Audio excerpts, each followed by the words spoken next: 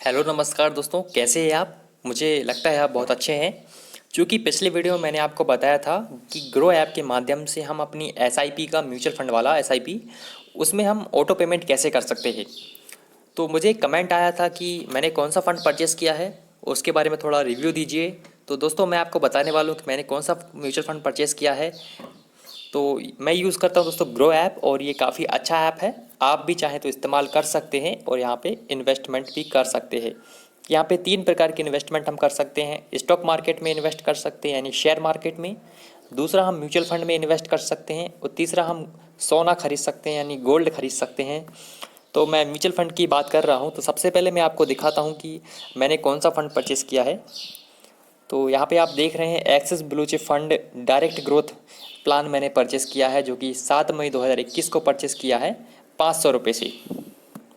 और मुझे इसकी यूनिट्स भी आज मिल चुकी हैं 8 तारीख को, और इसकी फ़र्स्ट मैंने पेमेंट भी कर दी थी। तो यहाँ पे मैं बताने वाला हूँ आपको। ये है axis blue chip fund direct plan growth. ये लार्ज कैप फंड है और इक्विटी है। ये लार्ज कैप क्या होता है, इक्विटीज़ क्या होती हैं, डायरेक्ट प्लान क्या होता है और ग्रोथ प्लान क्या होता है, ये मैं आपको अगले वीडियो में बताऊंगा कि म्यूचुअल फंड्स क्या होते हैं और कितने प्रकार के होते हैं, और हम म्यूचुअल फंड में कैसे इन्वेस्ट कर सकते हैं, और एक सही म्यूचुअल फंड हम कैसे चुन सकते हैं ताकि हम अच्छा से अच्छा रिटर्न कमा सकें। तो सबसे पहले हम यहाँ पर देखते हैं इसके रिटर्न। तो यहाँ पे ऑल पे क्लिक करते हैं, और ये बता रहा है 2013 से लेकर 1 जनवरी 2013 से 7 मई 2021 तक का रिटर्न ये बता रहा है। एवरेज 16.29% इसने रिटर्न दिया है अब तक। और यदि हम पिछले 5 सालों की बात करें तो पिछले 5 सालों में इसने जो रिटर्न दिया है वो 17.46% का दिया है। पिछले 3 सालों में देखेंगे यानी कि 7 मई 2018 से 7 मई 2021 तक का, तो 15.77% इसने दिया है। और 1 साल का देखेंगे, पिछले 1 साल का, तो 50% का इसने रिटर्न दिया है। और 1 महीने का देखेंगे तो 0.39% है। यानी आपने अगर 1 साल पहले 1,000 रुपये लगाए होते तो वो अब तक आपके 50% बढ़ चुके होते। मैं आपको कैलकुलेट करके बताऊंगा कि कितना पैसा हो चुका होता। तो यहाँ पे सबसे पहले एनएवी देखेंगे, जो कि 7 तारीख के हिसाब से बता रहा है, 7 मई 2021 के हिसाब से। दोस्तों जिस तरह शेयर मार्केट में शेयर प्राइस होता है, ठीक वैसे ही म्यूचुअल फंड में एनएवी होती है। एनएवी का मतलब होता है नेट असेट वैल्यू। ये एनएवी का के बारे में मैं कल आपको बताऊंगा नेक्स्ट वीडियो में। और इसकी रेटिंग्स भी 5 स्टार है। हालांकि किसी भी रेटिंग को देखकर हमें किसी म्यूचुअल फंड को नहीं खरीदना चाहिए, लेकिन फिर भी हम देख सकते हैं। और उसका टोटल फंड साइज बता रहे हैं यहाँ पे 24,598 करोड़, यानी कि काफ़ी हाई फाई फंड है, और बहुत सारे लोगों ने इसमें इन्वेस्ट किया है। 24,000 करोड़ बहुत होते हैं। तो यहाँ पे रिटर्न्स भी देख सकते हैं कि इसने 1 साल, 3 साल, 5 साल और ओवरऑल कितना दिया, और अपनी ही कैटेगरी के अदर फंड की तुलना में कितना इसने एवरेज दिया। तो प्रोज एंड कॉन्स देखेंगे तो सबसे पहले आज बात आती है एक्सपेंस रेशियो को। तो दोस्तों एक्सपेंस रेशियो भी काफ़ी कम है, 0.49% है, जो कि काफ़ी अच्छा है। अगर आपका थोड़ा सा भी एक्सपेंस रेशियो ज़्यादा हो जाए तो आपके रिटर्न्स में अंतर आ सकता है, आपके पैसे में अंतर आ सकता है। और इसने पिछले 3 साल में काफ़ी अच्छा हाई रिटर्न दिया है, 5 साल में भी हाई रिटर्न दिया है। और कॉन्स की बात करें तो ये थोड़ा सा एक यहाँ पे है कि 15,000 करोड़ तक का इसका होना चाहिए था, लेकिन ये हो चुका है 24,000 करोड़। तो कोई टेंशन नहीं ज़्यादा। और इसने पिछले 1 साल में कुछ खास रिटर्न नहीं दिया अपनी कैटेगरी के अदर फंड की तुलना में।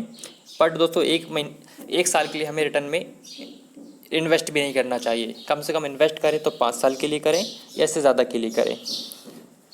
तो हम रिटर्न देखते हैं। अगर दोस्तों आपने 5,000 रुपये लगाए होते लगभग 1 साल पहले, तो 50% के रिटर्न के हिसाब से आपके 7,501 रुपये हो चुके होते। और यदि ये 5,000 रुपये आप 3 साल के लिए होल्ड करते हैं तो 7,758 रुपये होते।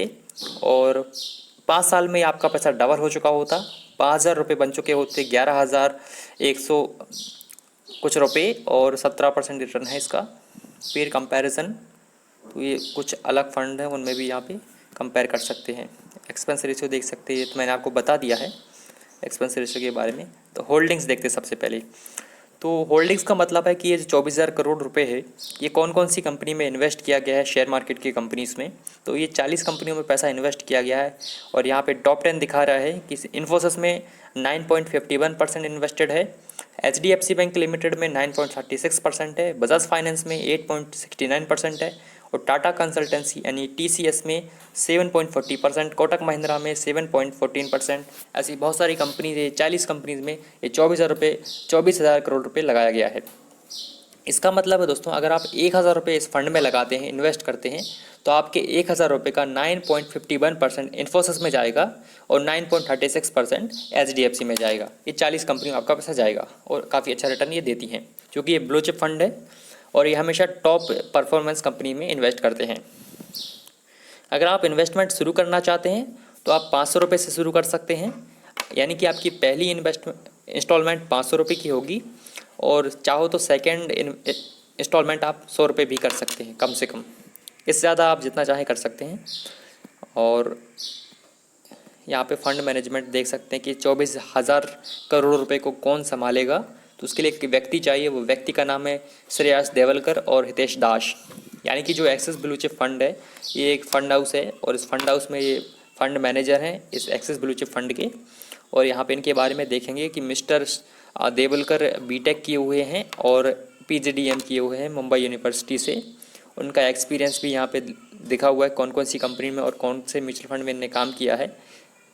तो इन्होंने कल्याण बैंक में काम किया है, IDFC कैपिटल में काम किया है।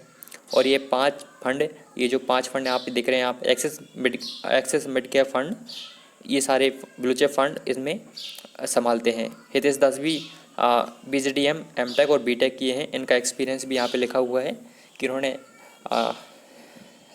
यश बैंक में काम किया है और ये 5 फंड मैनेज करते हैं। इसके अलावा एक्सिस म्यूचुअल फंड के बारे में देखें तो ये एक असेट मैनेजमेंट कंपनी है और इसकी शुरुआत हुई थी इनकॉर्पोरेशन 4 सितंबर 2009 में और 7 इनकी रैंक है टोटल असेट्स के मामले में।